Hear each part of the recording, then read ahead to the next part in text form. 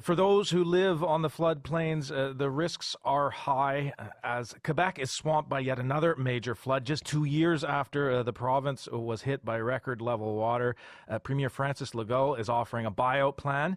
He says residents need incentives, and the province is willing to offer homeowners a maximum of $200,000 to abandon their homes if they're at risk. For more on the implications of this proposal, let's turn to Glenn McGillivray. He's the managing director at the Institute for Catastrophic Loss Reduction in Oakville, Ontario. Hello, Glenn. Good afternoon. At $200,000, is that a fair price for a house in a flood zone in Quebec? Well, I have to say I'm not really familiar with the real estate values in that area, but from what I understand, it may not be enough.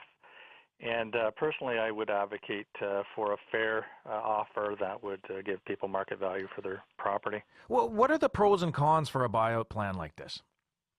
Well, I mean, the pros are you just simply get rid of the risk, right? It's kind of basic risk management that you either remove the risk or you remove the person from the risk, and that's number one.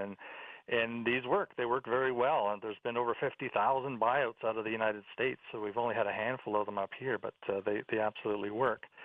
The downside, if you choose to run a voluntary program, is you can be left with a patchmark quilt of what used to be a neighborhood, and you don't really solve the problem, and you create other problems. Well, you get some people who leave and others who don't. That's right, and it's exactly what happened in southern Alberta in 2013. And you get a neighborhood that's torn apart, it doesn't do what it was intended to do, and you're not improving flow of water. You're only getting rid of some of the risk of property damage. You are angering people. So, in my personal view, voluntary program is not the way to go. But at least the Quebec program is going in the right direction. It is just a Quebec program at the moment, but of course there are other parts of Canada facing similar flooding situations. Should there be a national strategy with regard to this, Glenn? Well, I don't know if the British North America Act is going to allow for that, but I think the provinces should get on board with some support from the federal government, some financial support. It is a provincial responsibility, I think, and it would make a lot of sense if we could, the provinces could work with the feds on this and do some cost sharing, and have everybody on the same page. You mentioned that this buyback of affected properties is common in the United States, for example. Are there any other lessons to learn from other countries about how to do this properly? Yeah, the Netherlands is also big on buyouts.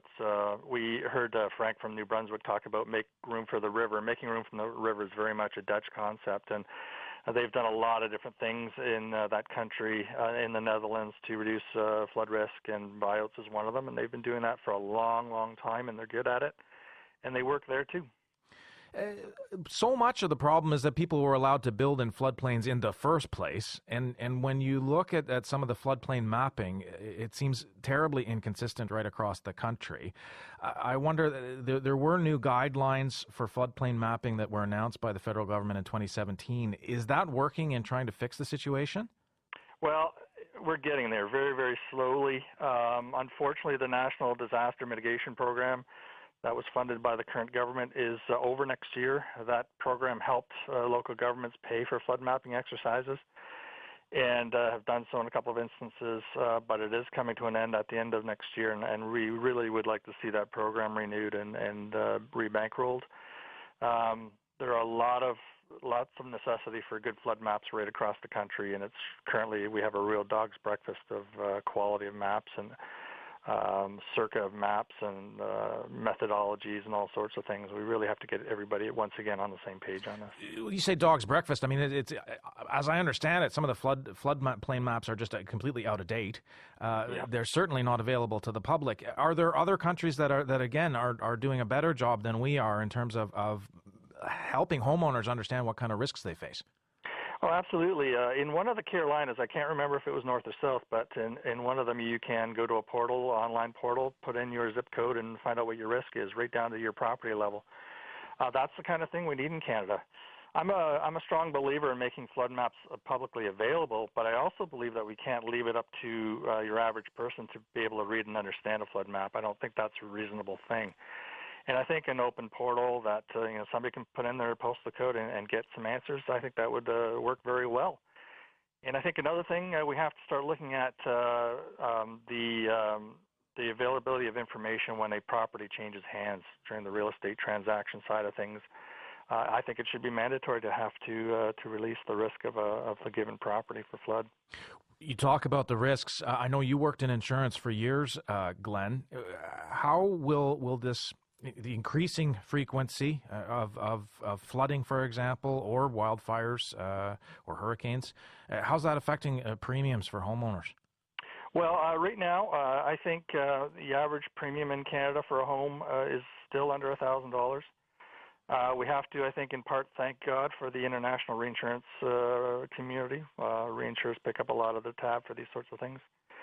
But overland flood insurance for homeowners is pretty new in this country. It's only since 2015. It's only been in the past 4 years, hasn't it?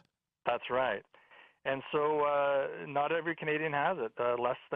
Probably less than half of Canadians have flood insurance right now. So unfortunately, a lot of this will not be picked up by the insurance industry. It's going to have to be picked up by provincial disaster programs. And explain that for those who haven't looked closely at their insurance policy lately. There is a difference now with this overland flooding insurance. Can you explain that for us? Right. So it is a separate cover. It's not included under the standard homeowners cover. It has to be purchased separately. Not everybody can get it. If you're in a high risk zone, you will have trouble. There's only, I think, one company in the country currently offering overland flood for really high risk properties. But you do have to call your provider, whether it's your broker or your agent or your company directly, and find out if you have it, and if you don't, whether you qualify for it.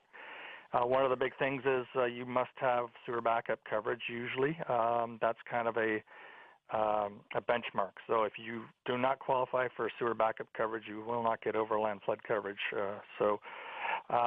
But I really would encourage people to call their insurance provider and find out if the product is available and what it would take for them to get it. And last question for you, Glenn McGillivray. We've heard already from callers on the show today, people who asked their insurers if they could get insurance and they just simply couldn't get it. So I wonder, are there discussions ongoing about whether the government and insurance companies should be working together to set up kind of a high-risk insurance pools at all for people who are in flood-prone areas? There is a discussion going on right now with the insurance industry and the federal government. I'm not sure what the status of that discussion is right now, but it's underway. And hopefully within due time we'll have a national flood insurance program. Glenn McGillivray, thank you for sharing your expertise on this. Thank you. Glenn McGillivray is the managing director of the Institute for Catastrophic Loss Reduction. He spoke to us from Oakville, Ontario.